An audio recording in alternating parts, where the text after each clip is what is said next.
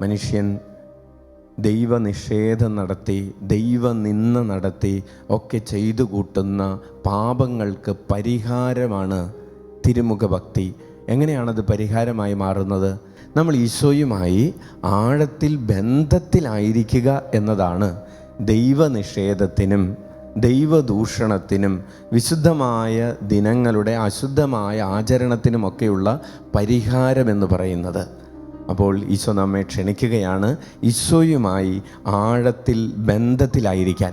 എപ്രകാരമാണ് ഈ ബന്ധം നമ്മൾ ആഘോഷിക്കുന്നത്?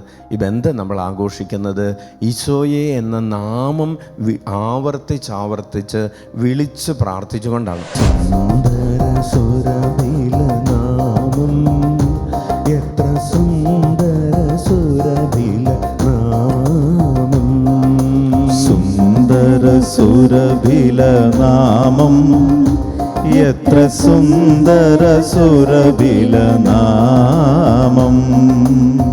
യേശുനാമം സുന്ദരനാമം, യേശുനാമം സുന്ദരനാമം, യേശുനാമം സുന്ദരനാമം, യേശുനാമം സുരഭില നാമം, യേശുനാമം സുരഭില നാമം.